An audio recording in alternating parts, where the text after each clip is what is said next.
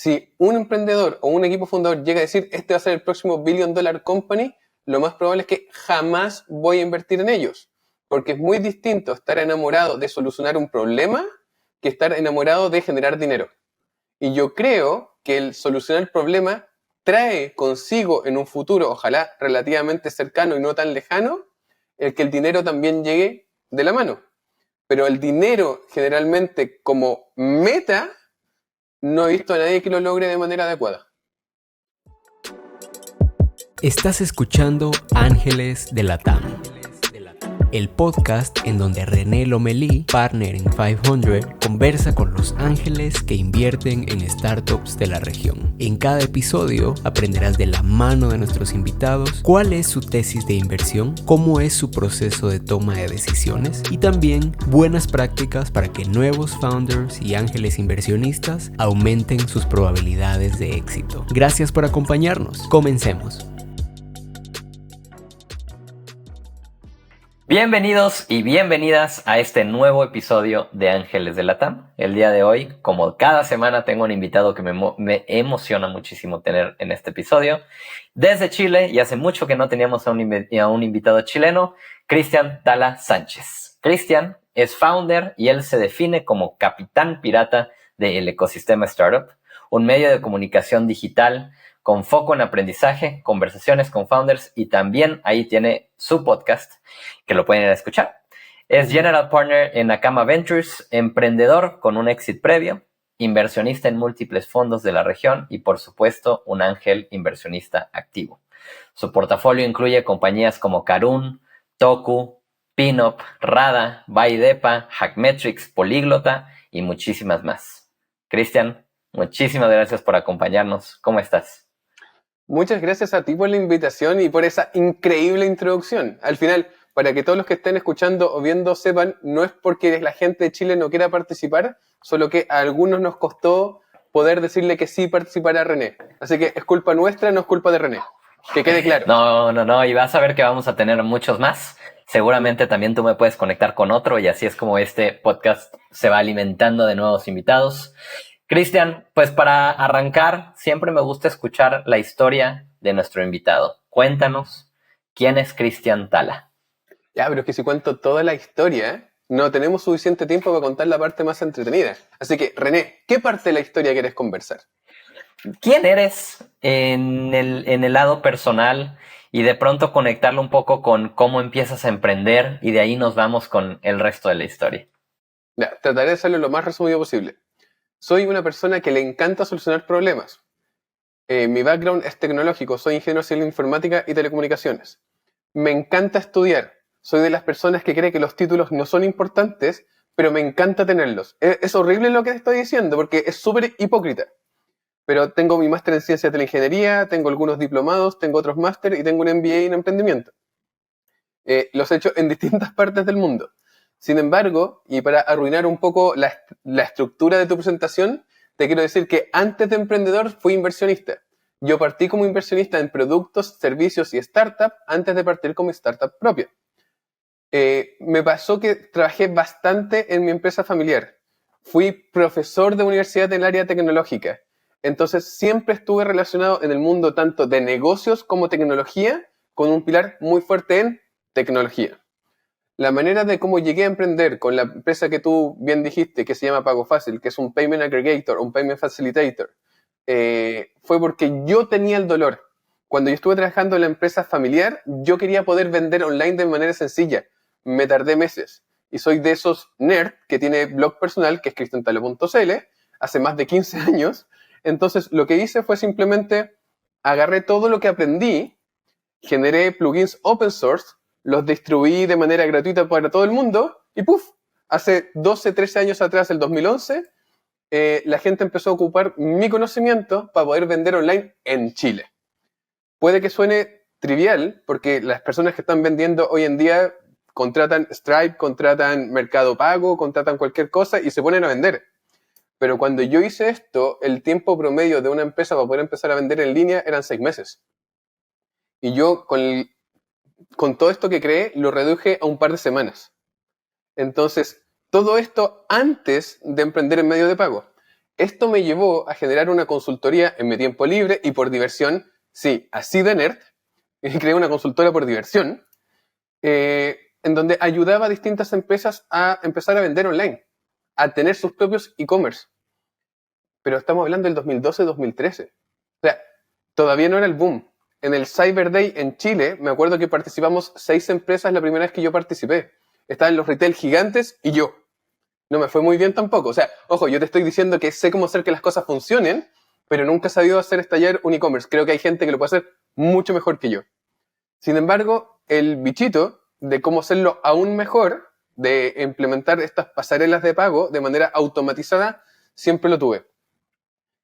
Seguí mejorando los plugins, seguí mejorando todo, y cuando fui a hacer mi MBA a Holanda, tenía la posibilidad de hacer como un business case más que una tesis, porque estaba más relacionado con el mundo de negocios, y mi MBA era con foco en emprendimiento. Entonces agarré todo el conocimiento que lleva años generando, agarré a algunas de las personas que seguían mi blog personal y creé una plataforma de pago de manera que la gente pudiera implementar en vez de 2 semanas. Recuerden que pasamos de 6 meses a un par de semanas a 10 minutos. Entonces, en Chile la forma como tú podías implementar medios de pago de manera casi inmediata era a través de lo que yo generé, que después se llamó Pago Fácil. Y si se dan cuenta, se van a dar cuenta pronto, soy pésimo con los nombres de las empresas. Mi empresa de consultoría se llama Consultoría Cristantala. Mi empresa de medios de pago se llama Pago Fácil. Y ahora mi empresa de medio de comunicación sobre el ecosistema startup se llama el ecosistema startup. Hay muchas cosas que se hacen súper bien. Generar nombres no es una de ellas.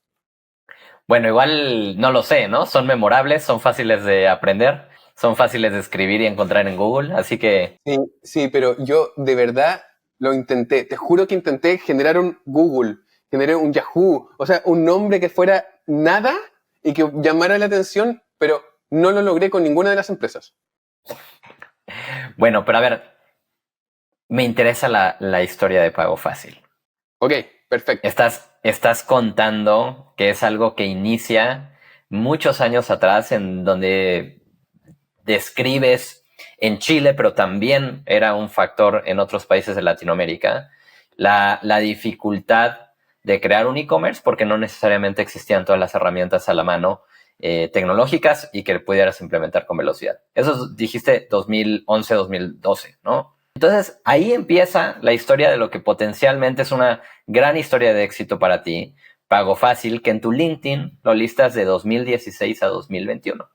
4 años y un exit.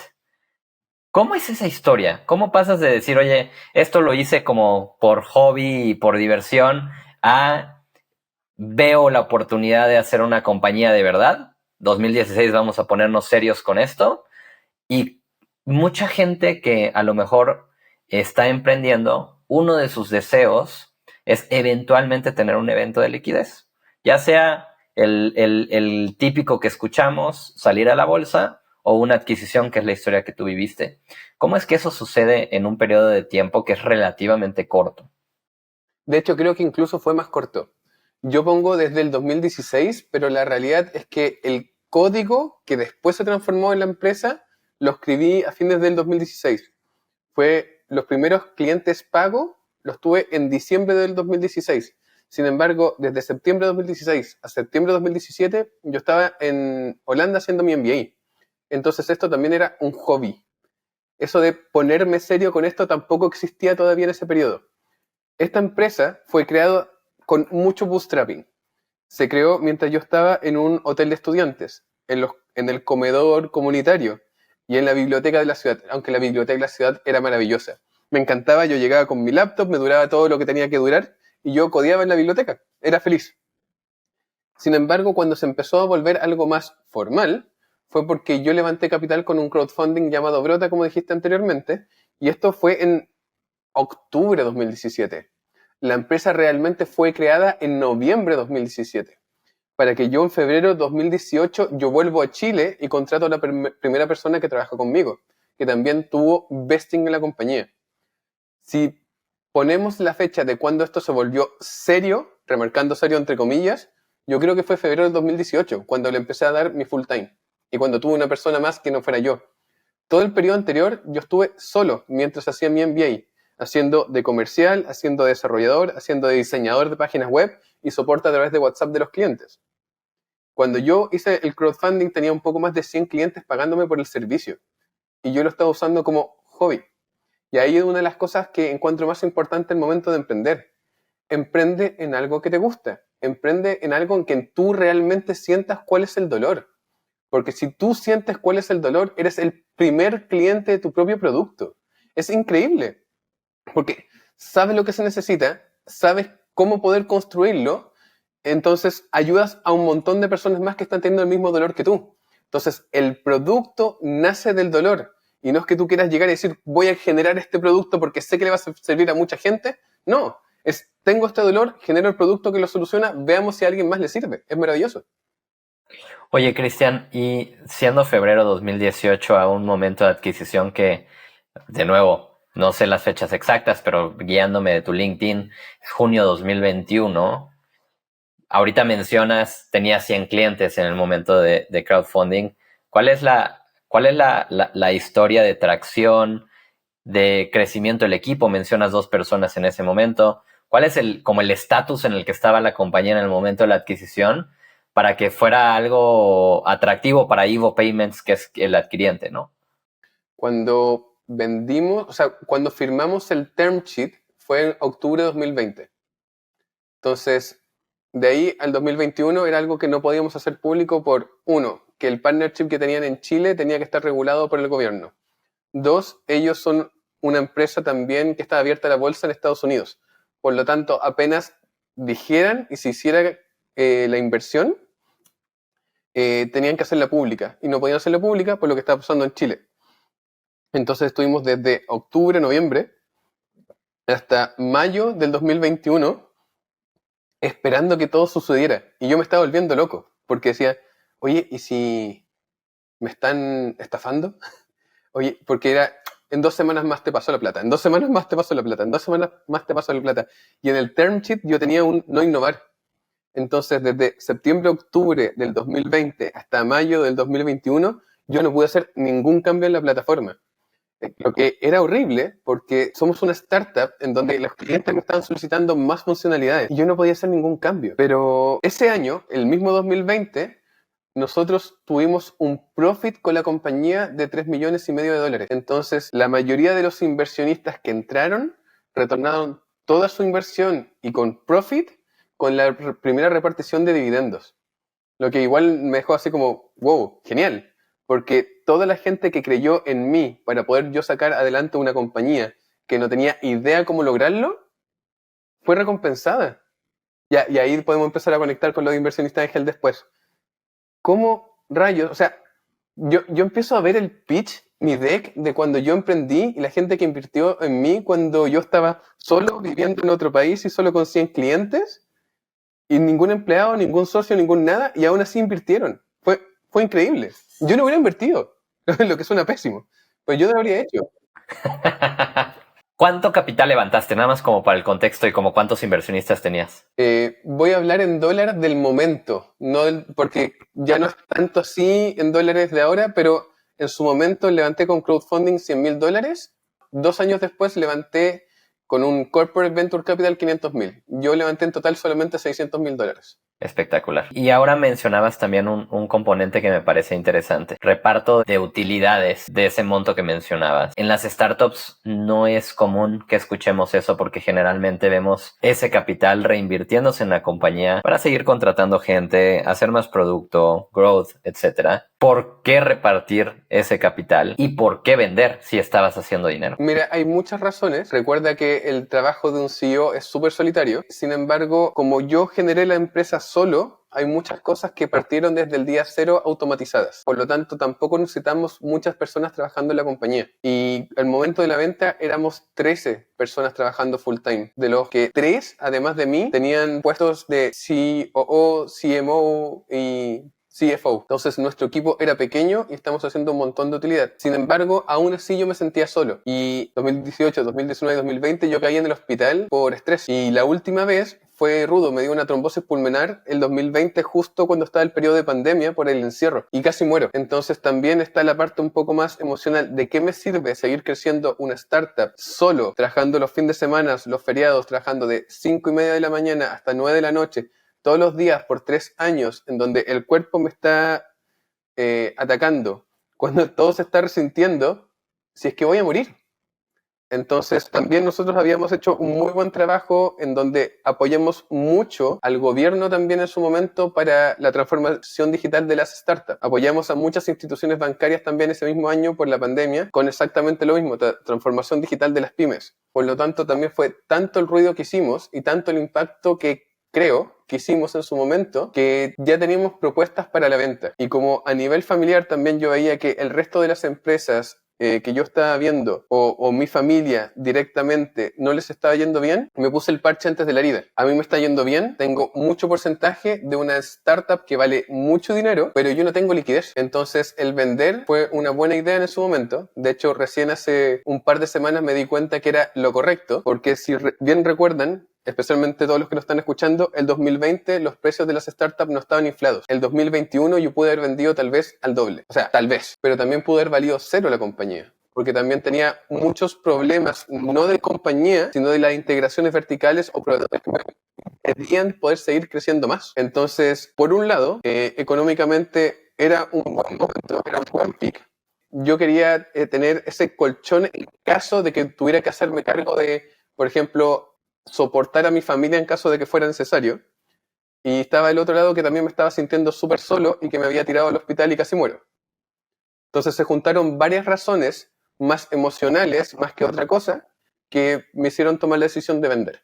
Me encantaría que fuera algo un poco más de que yo había planeado y todo, pero no. No, me encanta que lo compartas tal como es. Gracias por hacerlo de esa manera. ¿Tú buscaste al comprador o coincidió que alguien llegó y tocó la puerta? Both. Yo estaba buscando comprador, tenía un par de empresas, incluyendo una aceleradora internacional que estaba dispuestas a comprar, y en paralelo apareció Evo Payments. Entonces, Evo Payments tenía algo que las otras dos no me estaban ofreciendo, que era la compra del 100% de la empresa. La otra me estaban comprando el 70%. Y además también me estaba ofreciendo el llegar a todo Latinoamérica con mi tecnología, que también como buen tecnólogo, buen background tecnológico, era un buen boost en el ego.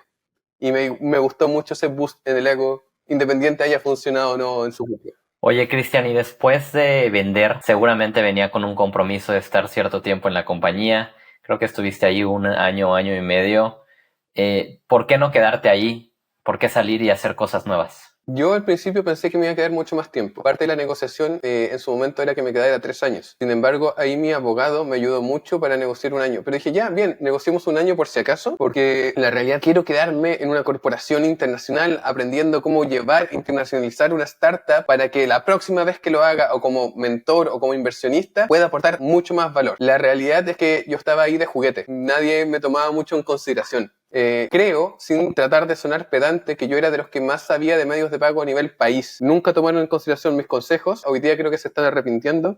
Nunca me pidieron hacer cosas. Yo iba todos los días a la oficina para tratar de hacer algo y tratar de ayudar a alguien sin que me lo pidieran porque me sentía que estaba perdiendo mi tiempo. Entonces, cuando se terminó el año, en verdad no tenía ninguna intención de quedarme más tiempo. Otro día podemos ahondar un poco más en ese periodo, en ese año. Todavía tengo un non-compete, así que prefiero hacerlo para la próxima.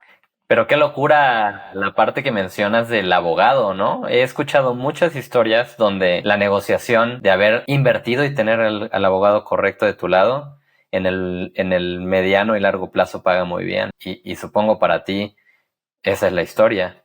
Me gustaría regresar rápidamente al tema del hospital y de lo que te tocó vivir, porque curiosamente hace 2 semanas estaba yo escuchando un fireside chat con otro founder que tiene una historia similar a la tuya. Vendió su compañía en el momento en el cual fue hospitalizado y sus 2 co-founders estaban en un tema de salud mental también que los estaba superando. Y creo que soy un fiel creyente de que la persona va antes que la compañía, de que los founders siempre deberían de estar bien. Sin embargo, también veo que nuestra industria tiende a presionar por altos resultados el camino de ser founder, como bien mencionas, puede ser difícil y solitario, y muchas veces esa historia es más común de lo que nos gustaría escuchar. ¿Hubieras hecho algo diferente hoy que estás emprendiendo? ¿Cómo piensas alrededor de ese tema para cuidarte primero a ti antes que la compañía? Bueno, ahora emprendí nuevamente, pero emprendí con socios. Entonces no emprendí solo. Entonces, en teoría, porque todavía no llevo tanto tiempo emprendiendo mi nueva compañía, ya no debería pasar ese nivel de estrés que estaba teniendo. También creo que el nivel de estrés que tuve como fundador de una fintech que manejaba miles de millones de pesos chilenos, no sé si alcanzaron a ser billions mensuales en mi cuenta bancaria en dólares. Eso tengo que corroborarlo después. Era mucho estrés y yo era el único que tenía acceso a manejar los dineros de la cuenta.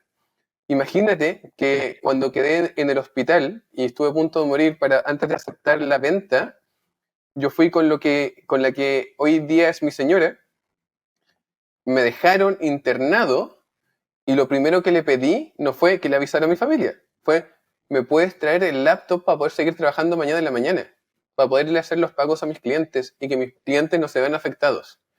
Estaba con un montón de tubos conectados a los brazos, estaba con no sé con cuántas cosas dentro de mis venas y yo estaba con mi laptop trabajando en el hospital. Entonces, creo que era un muy buen ejemplo de que esto ya no estaba siendo sano para mi persona, no era sano también para mi novia, que después tuvo que explicarle a mi familia por qué no los había llamado para avisarles que yo estaba en el hospital.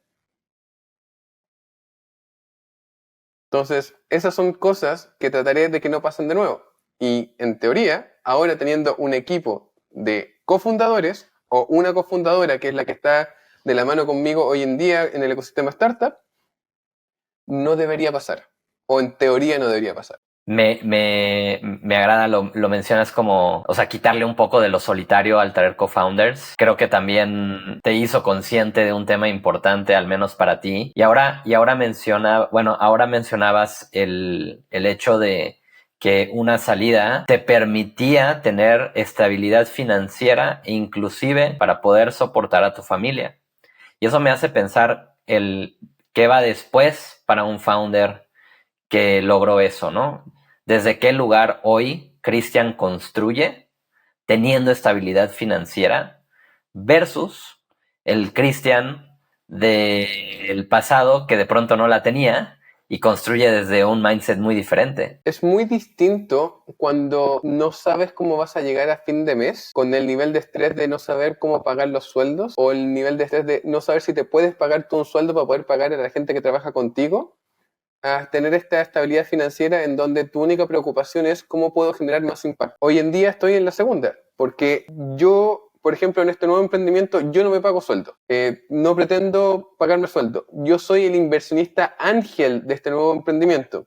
Tengo un porcentaje como inversionista ángel y tengo un vesting como CEO. Al igual que mi socia tiene el mismo vesting como cofundadora. Entonces la situación es distinta. Hoy no me preocupo cómo sobrevivir, hoy me preocupo cómo impactar. Y una de las primeras cosas que hice una vez la venta se realizó fue pagar las deudas familiares para que las empresas pudieran seguir adelante de manera un poco más tranquila. En teoría me las van a pagar de vuelta en algún momento, pero tampoco estoy muy preocupado de que eso suceda. Oye, y pensando en cómo, como inversionista, en cómo vemos founders construyendo su compañía, me hace pensar que muchos empiezan con el gran sueño de ser el billion dollar company, de transformar su industria. Esa parte me apasiona un poquito. Si llega una startup o un equipo fundador a mostrarme cómo están solucionando un problema y el impacto positivo que está generando o en B2C o en B2B o en general, solucionar ese problema y me dicen, este es el plan, el SAM, el SOM y este es el crecimiento esperado, genial, me gusta.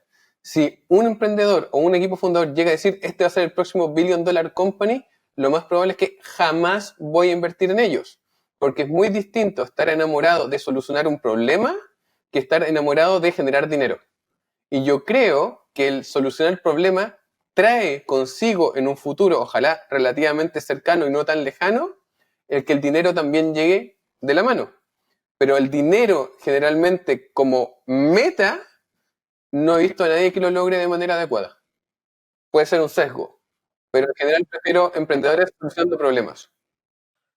Estoy completamente de acuerdo contigo. A lo que me refería, y me gustaría a lo mejor usar ese contexto que tú acabas de decir, este founder que sí está resolviendo un problema, que está creciendo y que de pronto en el camino dice, ok, puedo levantar más capital para llevarlo al siguiente nivel y a lo mejor construir la Billion Dollar Company. O de pronto busco ahora un evento de liquidez en donde a lo mejor es una historia más corta, una historia de éxito más rápida, pero no del mismo monto de capital que si la siguiera creciendo. Pero a mí me parece interesante ese escenario. Te permite ser un founder que mañana empieza una segunda, tercera, cuarta, quinta compañía, pero con experiencia, con estabilidad financiera, con la capacidad de irte a parar enfrente de un fondo y decirle soy un founder que ya hizo un exit y potencialmente eso favorece la probabilidad de que levantes capital y muchos otros factores. ¿Y qué opinas de aquellos founders que a lo mejor quieren esa salida rápida para poder tener esta historia? Es que es distinto porque mi meta nunca fue tener una salida rápida, tampoco fue ser un unicornio.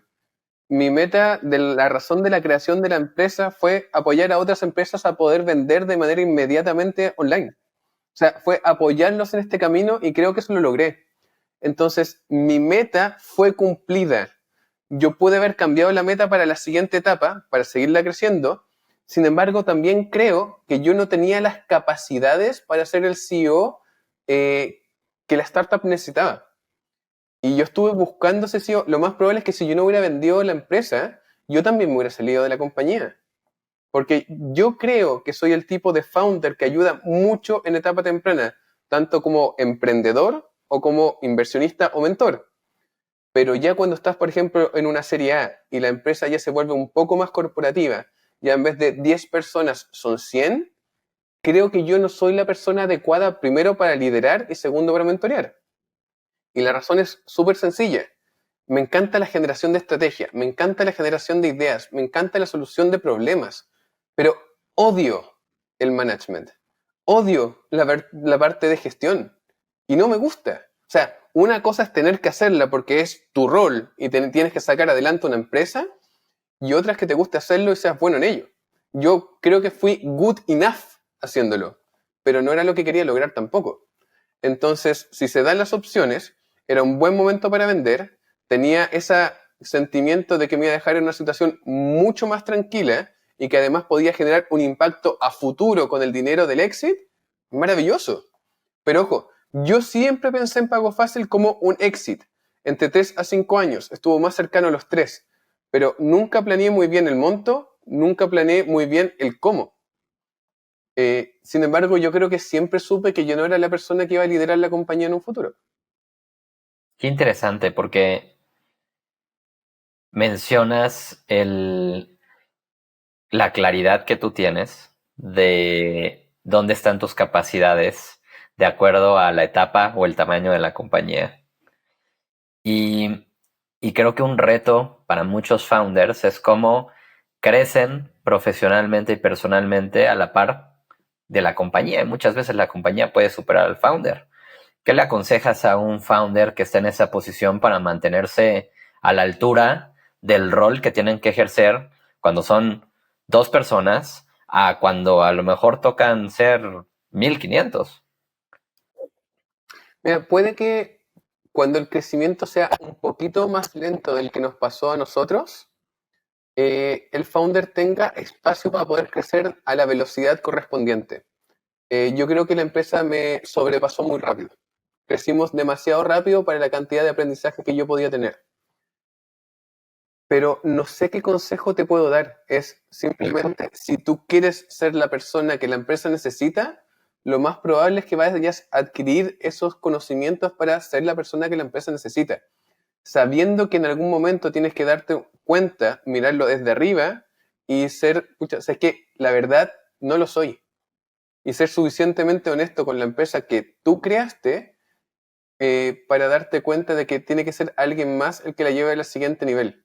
Te puedes quedar como director, te puedes quedar como presidente del directorio, pero si de verdad tu foco es, por ejemplo, o ayudar a las empresas, o ayudar a las compañías, o si tienes un poco más de impacto social el impacto social y te das cuenta que alguien lo puede hacer mejor que tú, también step aside. Tienes que darte cuenta que, pucha, puede que sea mejor que estés en otro rol, o a nivel de producto, a nivel de estrategia, pero no como CEO. Sé que no estoy respondiendo a la pregunta que me hiciste, René. La pregunta va más relacionada a las capacidades que tiene que tener esta persona y cómo adquirirlas. Mi respuesta es un poco más pragmática. Si te das cuenta que no tienes esta capacidad y te diste cuenta que no la pudiste aprender, busca a alguien que sea mejor socio, mejor rol o mejor CEO que tú para sacar la empresa adelante. Acá no hay espacio para el ego. Si tú crees que eres capaz de hacer todo lo posible para que esto crezca, pero todo te demuestra lo contrario y al final la empresa quiebra y es por tu culpa, ese ego no le sirvió a nadie. Y te lo digo porque me ha tocado ver muchas startups que quiebran por o no querer hacer un down round, porque ¿cómo se te ocurre que tengo que levantar dinero a menor dinero de la ronda anterior y prefieren quebrar? Y también personas que dicen, oye, pero yo soy el CEO de esta empresa y es como voy a morir como el capitán del Titanic, porque yo me voy a quedar con ella, pero nunca he visto esa introspectiva de, ok, o lo he visto muy poco, ¿quién puede ser la persona que lleve esta empresa al siguiente nivel? Incluso cuando estás en una segunda o tercera levantamiento de capital o estás en una pre-serie A y estás levantando 20 millones de dólares, lo más posible es que si puedes contratar a un mejor CEO, o por ejemplo un co-CEO, que en verdad no existe, lo encuentro horrible, pero al final es un COO que está haciendo toda la parte operacional de la visión que tú estás generando. Así que, sorry, no respondí tu pregunta, pero creo que se entiende el porqué. Este podcast es traído a ti gracias a Descubre.vc, la plataforma que consolida las noticias del ecosistema de startups en LATAM. ¿Quieres estar al tanto de todo lo que sucede en nuestra región? Entra a Descubre.vc y regístrate hoy. Continuamos. No, de hecho creo que sí la respondiste y hacia allá iba dirigida. Definitivamente pienso similar que tú. También coincido contigo, el término co-CEO no me gusta nada. Creo que roles claros permiten que la compañía tenga tomadores de decisiones, pero bueno. Hablemos del fracaso. Ahora mencionabas founders que toman a lo mejor decisiones incorrectas y que prefieren el fracaso versus a lo mejor tomar otros caminos. Mencionabas que en tu propio caso, si te haces la pregunta de si vender fue la decisión correcta, pudo haber sido más una venta del doble del precio o a lo mejor estar en cero. Entonces el fracaso es algo que siempre está presente como un potencial camino para cualquier emprendedor. Sigue siendo un tabú en la TAM, a pesar de que ya hablemos más de eso, creo que sigue siendo un tabú. Y tú hace unas semanas me platicabas que en el ecosistema startup quieres cubrir historias de fracaso desde un lugar que podamos tomar aprendizajes de cada una de esas historias. Entonces quería aprovechar para platicar el tema del fracaso. Para ti, ¿cómo lo ves como inversionista? Y que nos cuentes cuál es tu perspectiva alrededor de cómo podemos cambiar esto en Latinoamérica. Creo que te lo comenté en el backstage, no durante la entrevista, pero yo era inversionista antes que emprendedor. Y creo que muchas de las startups en las que yo invertí sin saber realmente cómo invertir en startup fracasaron. Pero sus fracasos y sus errores a mí me sirvieron para yo no tenerlos. Por ejemplo, una que fracasó por llevar mal la contabilidad. O otra que fracasó por no tener suficiente garra. Por lo tanto, cuando yo partí mi propia empresa fue, voy a partir de la manera contable ordenada, y voy a partir con algo que realmente me motive suficiente para poder salir adelante, no importando qué. No quiero tirar la toalla. Entonces creo, y parte de mi tesis con el ecosistema startup es esta, que uno aprende mucho más de los fracasos, incluso si son ajenos, que los casos de éxito. Pero son muy pocos medios, y no estoy diciendo que no existen, los que transmiten el fracaso. Especialmente en español, creo que lo hacen muy bien los gringos. O sea, suena mal decir gringos, pero creo que se entiende. Creo que hay mucho contenido de fracaso en inglés, que por ejemplo personas como yo que pueden escuchar y entender bien el inglés lo aprovecharon al máximo, pero no hay suficientes historias de fracasos en español y además historias de fracasos de empresas que uno ve un poco más cercanas. O sea, es muy fácil decir ya, los problemas que tuvo WeWork, pero por ejemplo yo, incluso con una fintech que facturaba un montón de dinero, nunca me sentí identificado con WeWork. Necesito ejemplos más cercanos. Y esos ejemplos más cercanos pueden ser geográficos, pueden ser porque están hablando en español, o puede ser por una industria muy similar a la que estoy. Eso no existe, y eso es lo que yo quiero crear. Quiero que estas empresas que han fracasado, que han aprendido, que han pivoteado, cuenten sus historias. Quiero que si, por ejemplo, un inversionista está invirtiendo en una startup, diga la razón del por qué está invirtiendo en esa startup. Quiero que las mismas startups, los equipos fundadores, sepan que están buscando realmente los inversionistas. Todos decimos tener la misma maldita tesis. Sí, B2B, SaaS y equipo fundador increíble. ¡Sí! ¿Y qué más? O sea, hay algo que no se está transmitiendo. Hay algo también de gut feeling en todo esto, que dice, ¿por qué voy a invertir en él y no voy a invertir en el otro? Por ejemplo, mi tesis de inversión en parte es que yo me lleve bien con el equipo fundador, porque yo no quiero invertir solo dinero, quiero invertir dinero y tiempo. Y si me llevo mal con el equipo fundador, jamás voy a invertir dinero, porque no le voy a poder dar o no le voy a querer dar mi tiempo. Entonces, esas cosas se tienen que entender. Si de repente alguien, pucha, me dice, ¿por qué no invertiste en mí? Yo voy a decir, ¿por qué no me caes bien? Porque no tenemos onda, no hubo feeling entre nosotros. O simplemente también puede ser que el mercado no era suficientemente grande, el mercado no está en crecimiento, que es la parte un poco más tradicional. Pero la verdad, puedes perfectamente no invertir en alguien porque no hubo fit. Y el no fit cultural creo que es una decisión de no inversión mucho mayor al que el mercado no era suficientemente grande. Solo que se ve feo que alguien dice, es que me caíste mal. Pero, ok, ¿por qué? ¿O por qué simplemente no estoy invirtiendo en una startup de este tipo de características? Si yo tengo dos startups, una va a crecer al doble, pero tiene un impacto positivo. Una va a crecer 10 veces en un año y tiene un impacto que genera un caos a nivel sociedad. Yo voy a invertir en la que solamente crece el doble. Porque primero, ojo, esto no es caridad. Yo igual voy a invertir por rentabilidad, porque soy inversionista y yo quiero ganar dinero. Pero voy a invertir en la que genera impacto, en la que yo me llevo bien con el equipo fundador y en la que yo realmente creo que puedo aportar. Pero esas historias de por qué el inversionista está invirtiendo tampoco se cuentan. Entonces, por un lado, las historias de fracaso, los aprendizajes, los pivotes, o por qué simplemente estás levantando capital. Yo como estoy en Chile, no estoy en México, y México es un mercado muy grande, me toca mucho ver a las startups en Chile que dicen, estoy levantando $1 millón para abrir México. Ok, ¿por qué? Porque México es un mercado más grande. Ok, ¿por qué México? ¿Hiciste un estudio de mercado? ¿Por qué México y no Colombia? ¿O por qué tal vez no Perú? Porque México es un mercado más grande. ¿Y cuánta competencia tienes en México? ¿Cuántos sustitutos tienes en México? Porque México es un mercado más grande. Entonces, están levantando plata sin saber por qué. No están haciendo un estudio de mercado. Y tampoco yo voy a invertir en alguien que no haya demostrado que realmente puede abrir otro país. O sea, si me dices, voy a levantar $1 millón para abrir otro país, no. Yo prefiero perfectamente abrir incipientemente otro país y estoy levantando $1 millón para hacerlo crecer y hacerlo estallar.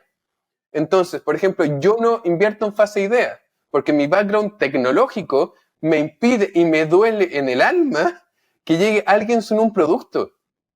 Bueno, lo encuentro una falta de respeto. Y no es de mala onda, te juro. O sea, llega alguien, sí, yo quiero, ya me pasó esto, quiero $2 millones para hacer un MVP.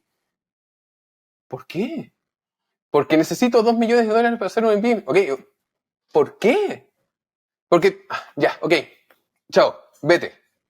O sea, pedir dinero es fácil. Que te lo den, parece que hubo un momento que era más fácil, hoy día no lo es tanto. Si no tienes realmente claro qué es lo que quieres lograr, hacia dónde vas, cuáles son tus metas, cuál es tu foco y por qué, es muy poco probable que puedas encontrar un inversionista. Pero la parte positiva existe. Si tú eres una startup que está creciendo, tiene un producto que tiene algo de product market fit y tienes un problema que estás realmente solucionando y es escalable, siempre vas a encontrar dinero, ya sea con una aceleradora, ya sea con un fondo de inversión, ya sea con un inversionista ángel, incluso un family office. No son tontos, todos quieren ganar dinero y pueden darse cuenta cuando hay realmente una oportunidad. Entonces, si las startups no están levantando capital o están contando muy mal su historia y tienen que hacer un curso de storytelling o algo, o simplemente no son rentables y no calientan a nadie. Pero también tienen que entender por qué. O sea, si por ejemplo lanzamos una historia de por qué Pepito Grillo no levantó capital y quebró, eso te sirve mucho más a que tal startup acaba de levantar $1 millón. Felicidades. ¿Por qué? Ese doble clic en las historias, ese doble clic en las crónicas, ese doble clic en las opiniones es lo que queremos lograr con el ecosistema startup. Y porque creo, y de verdad lo siento en mis venas y en mis huesos, es lo que el ecosistema hispanohablante necesita para poder llegar al siguiente nivel. Hoy, no mañana, pero tal vez en 5 años más, cuando las startups que empiecen a leer este contenido les vaya bien, empiecen a generar su propio impacto como inversionistas ángel o como venture capital. No, me encanta. De hecho, hiciste al principio la comparación con los gringos. y definitivamente creo que culturalmente en ese sentido somos muy diferentes. Y si no me equivoco, lo platiqué de este tema también en el podcast con otro Cristian, el founder de Platzi, y me decía que allá en Silicon Valley, porque él vive en Silicon Valley, se sentía muy cómodo teniendo conversaciones de fracaso en un ambiente casual, o sea, ir a una cena, ir a un evento, mientras que en Latam, cuando le tocaba hablar de eso, tenía que ser un poco más precavido con cómo tocaba el tema. Y creo que tiene que ver con cómo crecimos. Ahí te voy a interrumpir un poco porque esta conversación la he tenido un montón. ¿Por qué es tabú el fracaso en Latinoamérica? ¿Por qué es tabú en los países hispanohablantes? Y creo que tengo una teoría. Creo que cuando fracasamos no aprendemos.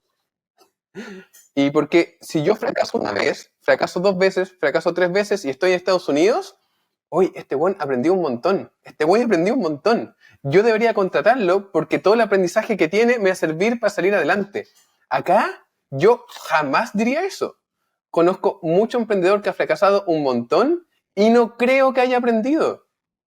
Entonces, estamos haciendo algo mal. Seguimos fracasando, seguimos cayéndonos con las mismas piedras. Yo aprendí algo en Pago Fácil que también me equivoqué ahora, sabiendo que yo ya lo había aprendido. Aprendí mucho del proceso de reclutamiento para la empresa. Hacer un test, hacer fit cultural y todas esas cosas. Y lo primero que hago es equivocarme en lo mismo en una nueva empresa. El aprendizaje para nosotros, no sé, no lo implementamos, sabiendo que ya lo adquirimos. Por eso esas cosas de historia se tienen que transmitir.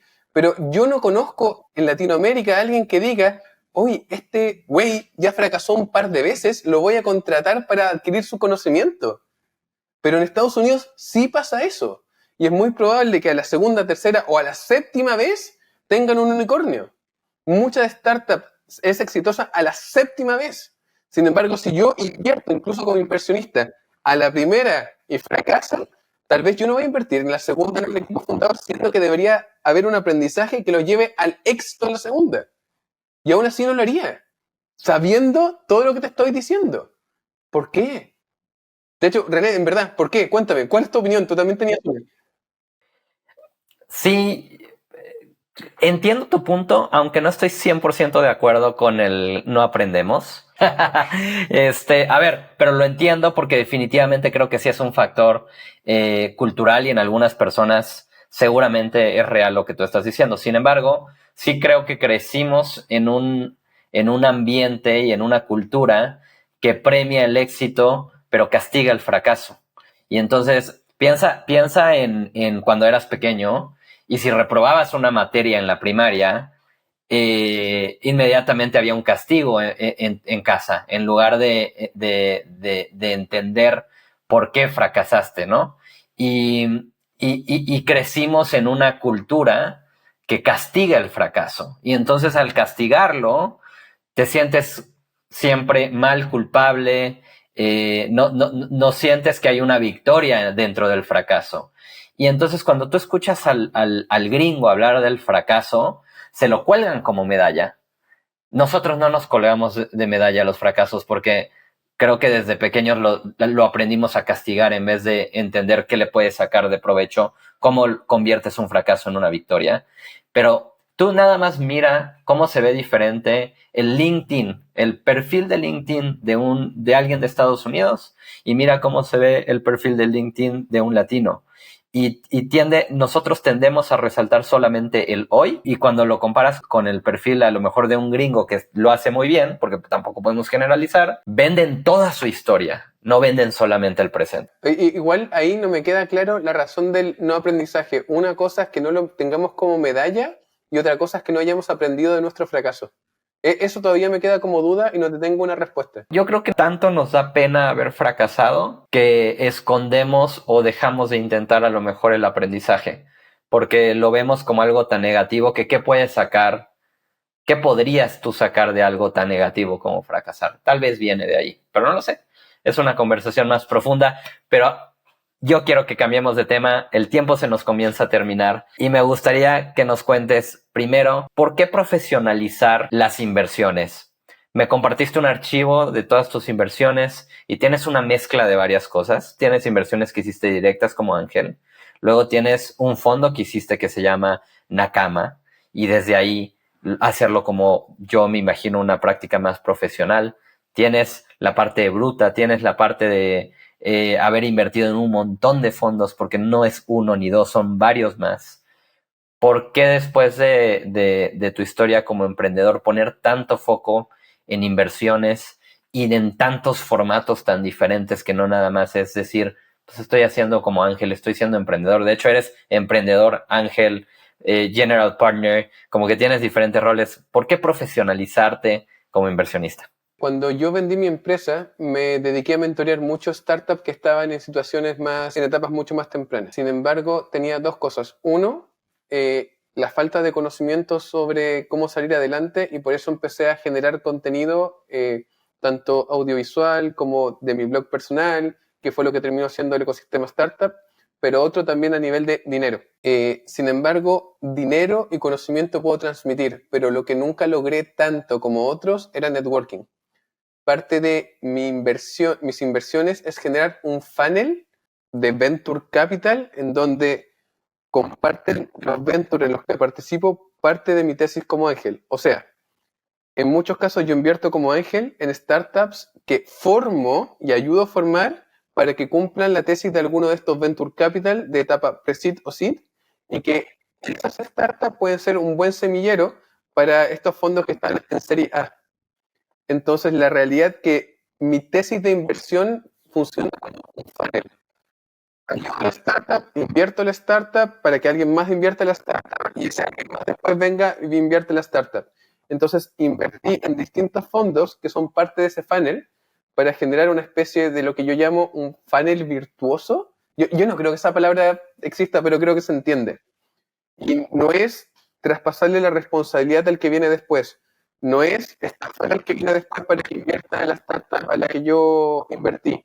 Es simplemente cómo puedo generar un círculo virtuoso en que a la startup la llevamos de una etapa a un posible éxito en un futuro. Te cuento 7 años más o 6 años más resultó en conjunto.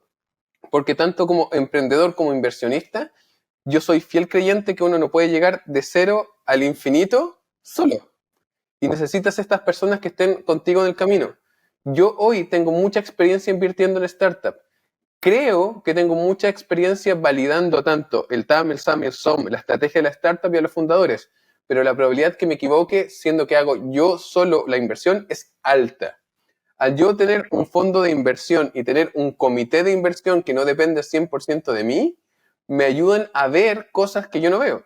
Por ejemplo, uno de mis socios en mi fondo es abogado, y es un abogado tributario que viene de un mundo más tradicional. La gerente general de mi fondo es una mujer bacán que viene de fondos de impacto. Entonces, la diversidad que tenemos para poder tomar una decisión de inversión está increíble. Lo que yo no tengo cuando soy un inversionista solitario. Pero también, claro, tiene sus ventajas ser inversionista ángel, porque no tengo que preguntarle a nadie, simplemente agarro mi plata, se la paso a la startup y siguiente. Pero el profesionalizarlo me ayuda a generar este funnel que, en un lado, sí me sirve a mí, pero le sirve un montón más a la startup. Entonces, yo genero toda la ayuda que yo puedo generar en la etapa temprana, como les comenté anteriormente, y alguien más nos puede apoyar en etapas siguientes. Así que eso es parte del por qué profesionalizarlo. Porque yo no puedo ayudarlo tanto como me gustaría ayudarlo, pero puedo generar la instancia para que otros los puedan ayudar también. No, que creo que está bueno. Creo que tener estructura, ser disciplinado, es parte fundamental de ser exitoso como fund manager o como inversionista ángel. No, es que como inversionista ángel me puedo dar el lujo de no ser ordenado e invertir en startup, que creo que puedo ayudar, pero que la posibilidad de fracaso es alta. Como Venture Capital no lo tengo que hacer porque estoy usando dinero que no solamente es mío, sino que yo tengo un deber contra mis aportantes. Entonces, son distintos focos. Yo puedo arriesgarme mucho más como ángel, pero no como Venture. De acuerdo. Cuéntanos como ángel, dentro de ese riesgo y dentro de la estructura que nos acabas de platicar, ¿cuál es tu tesis de inversión? No, es la misma que comenté delante. Yo necesito ser capaz de poder apoyar a que el equipo le vaya bien. Entonces, por ejemplo, una de mis últimas inversiones, Ángel, es un equipo de fundadoras mujeres que conocí en septiembre del año pasado. Recién invertí en mayo de este año y porque yo les decía, me decían, ¿por qué no inviertes en nosotros? Porque no están listas. Y yo igual me juntaba 1 o 2 veces al mes con ellas, las ayudaba. Es que al final las hice invertibles. Pero me dice, ¿pero por qué no quieres invertir en nosotras si es que tengo fondos que quieren pasarme plata? Ok, perfecto, acéptales la plata. Es que no queremos la plata de ellos, te queremos a ti. Ok, entonces sigue conmigo, ayúdame a ordenarte, cumplamos estos hitos y te invierto yo. Entonces se genera ese círculo virtuoso en donde yo estoy ayudándole a que les vaya bien, mi incentivo es que les vaya bien y en muchos fondos, espero que no sea el caso también en México, que lo que he visto, por ejemplo, es que intentan entrar en etapa temprana a tener un porcentaje grande en la startup y mucho control. En todo en contra de lo que debería ser. Yo no quiero tener control en la startup, yo quiero apoyar a la startup. Aquí los héroes son el equipo fundador. Si yo les corto las alas en etapa temprana, no van a llegar a ningún lado. ¿Por qué querría hacerlo? ¿Cachai? Eso es lo que me genera el conflicto también de otros fondos y es eso el por qué mi tesis de inversión en etapa temprana es un poco distinta a las siguientes. Yo quiero invertir en etapa temprana en equipos en los que yo pueda apoyar, en los que los pase bien apoyándolos y que además tenga un cultural fit de lo que quiero que lograr a través de el impacto que puede tener la empresa a nivel de sociedad. O sea, yo estoy en una situación en que no necesito invertir para que me vaya bien. Yo quiero invertir en los equipos. Yo quiero que gracias al dinero y al tiempo que yo les voy a invertir, les vaya bien. Y esa es mi tesis de inversión para etapa temprana. Nada más para completar eso, me queda clarísimo. ¿En qué etapa te gusta invertir? Como de pronto un rango de evaluaciones como para poderlo definir. ¿Cuál es tu ticket promedio? Y asumo que es agnóstico a industria y en todo LATAM, ¿no? Sí, es agnóstico a industria. No he hecho inversiones en todo LATAM y por eso estoy participando en distintos ventures, porque con los ventures estoy invirtiendo en el resto de LATAM. Hay una razón de por qué yo como Ángel estoy invirtiendo en Chile. Como te comenté, quiero juntarme con los equipos. Quiero poder apoyar al equipo. Y lamentablemente todavía me gusta sentarme con un café a estar rayando en una pizarra para poder ayudar al equipo. Entonces no estoy invirtiendo en otros países como Ángel, no porque no quiera, sino porque no se cumple parte de mi tesis de poder dedicar mi tiempo de manera, a través de una pantalla y una cámara, al equipo fundador para que les vaya bien. Si yo estuviera en otro país, lo estaría haciendo en otro país. Si encuentro una forma de que empezar a viajar una vez al mes a México, voy a invertir, por ejemplo, como inversionista en México. Pero de lo mismo que también te comenté, aquí sin ser como, no sé el término en español neutro, así que no lo voy a decir. Yo soy inversionista indirecto de 500 Startups por exactamente lo mismo. Porque quiero ser parte de ecosistemas distintos. Quiero ser parte de fondos que, por ejemplo, están invirtiendo en Colombia, en Argentina, en México, en otros países de la región, pero no cumplen con mi tesis de yo querer estar sentado al lado. Entonces, por eso ahí cambia mi tesis como Ángel. No porque no quiera. De hecho, lo más probable es que varias startups tengan mi tesis en México que yo no conozco. Mis tickets como inversionista ángel no son tan grandes, son entre 20 y 50 mil dólares. Mis tickets como Venture Capital van entre 200 y 400. Los tickets de los Venture Capital en que participo, muchos van a los 2 millones de dólares. Pero ahí yo soy solamente un LP más. En algunos soy parte del comité de inversión, pero soy un LP más. Buenísimo. Cristian, me gustaría ir cerrando este episodio con una última pregunta. ¿Cuál es un aprendizaje que has tenido a lo largo de estos años en tu experiencia de emprendedor y de inversionista que de pronto te hubiera gustado saber cuando empezaste, pero que hoy sí sabes y que te hubiera ayudado a hacer mejores inversiones cuando empezaste? En no invertir en el producto o servicio e invertir en el problema. Cuando yo empecé invirtiendo hace más de 10 años atrás. De hecho, tengo un libro, después te voy a mandar el link. Sin embargo, como background técnico, invertía en productos muy buenos. Sin embargo, hoy tengo el conocimiento para entender que el mejor producto no va a ser el unicornio. Va a ser el producto que genere tracción. Y no necesariamente el equipo fundador sabe generar tracción de un producto que puede ser buenísimo. Por lo tanto, invertir en un equipo que sabe cómo comercializar el producto que soluciona un problema, más que en el equipo que tiene un producto maravilloso que soluciona el problema. El producto se puede mejorar, pero si no lo vendes no sirve de nada. Y por el otro lado, preocuparme muy bien de validar la perseverancia del equipo. Me ha pasado a ver muchas empresas que tienen un producto maravilloso, que tienen todo para ser exitosos, que quiebran. Porque al primer problema dicen, ups, tuve un problema, quebré. Y tú le preguntas, oye, pero ¿no lo intentaste? No. ¿No pivoteaste? No.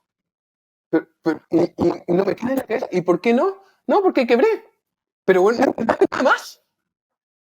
No. Por otro lado, también he visto empresas que tienen todo en su contra, pero perseveran tanto que llega a pasar 2, 3, 4 años hasta encontrar un product market fit que va en contra de todo lo que uno piensa que puede ser exitoso. Te demoras 4 años en encontrar el hockey stick. Te encuentras 4 años en empezar a generar la atracción que tú necesitas para que la empresa le vaya bien. Pero porque tenías por detrás un equipo fundador con una tenacidad y una perseverancia maravillosa. Entonces, si mi yo de hoy fuera a mi yo del pasado a darle un consejo, revisa la perseverancia e invierte más en el equipo que está solucionando un problema que tiene un mercado creciente, más que en un producto muy bueno. Excelente. Pues nos quedamos con eso, Cristian. Equipos con resiliencia, equipos perseverantes y no enamorarse del producto, enamorarse del problema. Sí, con esto cerramos. Mil gracias, Cristian. Gracias por tu tiempo. Muchísimas gracias por acompañarnos en este episodio de Ángeles de Latam. Si alguien que nos está escuchando, ya sea un emprendedor, un inversionista o un potencial inversionista, quisiera platicar contigo, ¿cuál es la mejor forma de encontrarte? Ni correo, ni teléfono, es LinkedIn. LinkedIn es lo que más contesto. Tengo todas las redes sociales, me pueden encontrar en todos los correos, pero LinkedIn. Cristian Tara Sánchez en LinkedIn, cristiantara.cl o ecosistemastartup.com. Excelente. Cristian, nuevamente, gracias. Para todos los que nos están escuchando, yo soy René Lomelí. También me puedes encontrar en LinkedIn y ahí también estoy activo contestando mensajes. Si te gustaría estar en este espacio porque eres un ángel inversionista, por favor, mándame un mensaje para que platiquemos. Para todos los que nos escuchan, nos vemos la próxima semana con un nuevo episodio.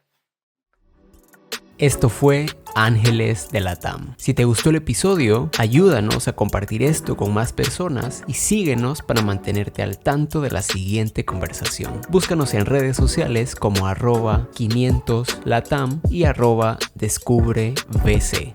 Gracias por acompañarnos.